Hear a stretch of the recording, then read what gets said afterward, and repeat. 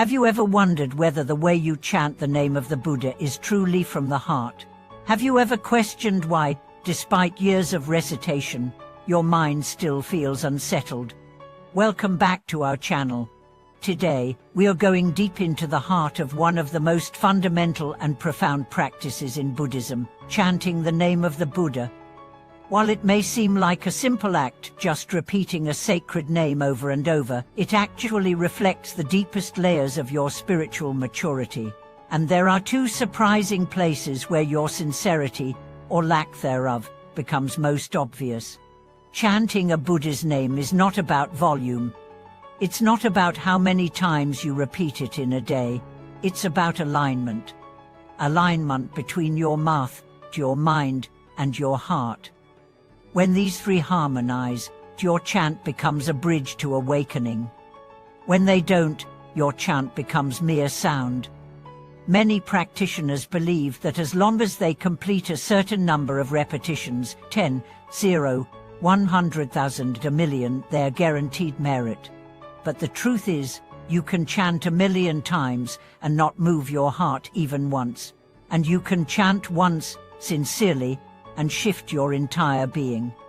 So what are these two hidden indicators that reveal your true practice?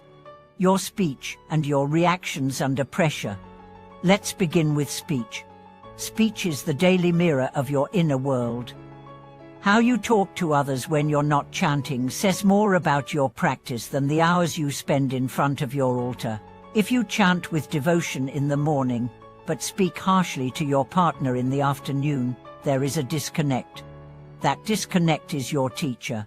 It's showing you that your practice has not yet integrated. One of the clearest signs of true chanting is the refinement of speech. This doesn't mean becoming artificial or overly gentle. It means your words carry more awareness, more compassion, more restraint. You think before you speak. You listen more than you argue. You no longer feel the need to win conversations. Instead, you aim to understand. A sincere practitioner is not known by how often they chant the Buddha's name, but by how rarely they cause suffering through words. There's a story about a man who chanted daily for years. He was diligent and disciplined, never missing a session. Yet, he constantly criticized others, lost his temper over trivial matters, and used sarcasm as a weapon. One day, a teacher visited him and asked, "When you chant the Buddha's name, what are you really invoking?" The man replied, "Peace, compassion, awakening." The teacher said, "Then let your words carry those qualities. Until then, you're not chanting, you're just echoing sound." This moment changed the man. He began watching his speech. He apologized more. He held his tongue when tempted to lash out. Slowly, his chants deepened, not because he increased their quantity, but because he began embodying their meaning. This brings us to the second indicator, how you react under pressure. It's easy to chant when everything is calm, but the real test is when you're provoked, insulted, challenged, or afraid. In those moments, what arises? Is it defensiveness, anger, blame? Or is it steadiness, compassion, patience?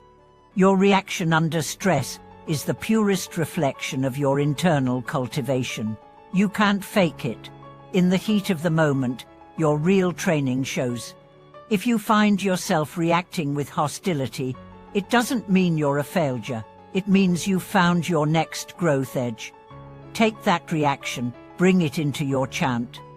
Don't just recite the name of the Buddha, offer your anger into it, or for your fear. Let the chant be not just repetition, but purification. One practitioner shared that during a difficult divorce, her chanting practice was all she had. She would cry while chanting, not out of ritual, but because every syllable became a plea, a surrender, a healing. She said, "I used to chant because I was supposed to. Now I chant because it's the only place I can still feel whole." That's the essence of sincerity, not performance, but presence. Let's also talk about why chanting often feels empty for so many people. One common reason is distraction. You sit down to chant, but your mind is elsewhere, planning your day, reliving a conversation, thinking about what's for dinner. The mouth is moving, but the mind is wandering. This fragmentation creates spiritual fatigue. You're doing the work, but not receiving the fruit. To shift this, you must cultivate single-pointedness. Before you chant, pause, take a few breaths, feel the name you're about to say. Remind yourself, this is not noise. This is a key, a mantra, a call to your highest self. Another reason for spiritual dryness is emotional detachment. You may chant correctly, but feel nothing. This is common, especially after years of practice. But the solution is not to force emotion, it's to reconnect with why you started. Go back to that moment of heartbreak or yearning that brought you to the path. Let your memory rekindle the flame. Chant with your story in your voice. It also helps to vary your practice. Chant slowly, chant silently, chant while walking. Chant with your breath. Let it be alive, not robotic. Let it be a conversation, not a monologue. And most importantly, don't chant for blessings. Chant to become the blessing. Don't chant for peace. Chant to embody peace. When the name of the Buddha transforms your gaze, to your tone, your posture, then it has entered your bones. A teacher once said, if your chant does not make you kinder, quieter, and more truthful, chant less and listen more. What he meant is that chanting is not the goal. Transformation is. The name is a tool, not a trophy. So how do you know if your chant is sincere? Listen to your speech, observe your reactions. Are you gentler than you were last year, more patient, more forgiving? If yes, then your practice is alive. If not, then don't despair. Just begin again, with humility, with honesty, with hunger. Spiritual practice is not linear, it's cyclical. You rise, you fall, you forget, you remember. What matters is that you keep returning not to the words, but to the truth behind them. Thank you for watching this video. If chanting the name of the Buddha has touched your life in any way, share your experience in the comments. What have you learned? What's been difficult? What breakthroughs have surprised you? And if this message inspired reflection, subscribe, like, and stay with us as we explore the sacred practices that don't just shape our rituals but reshape our lives.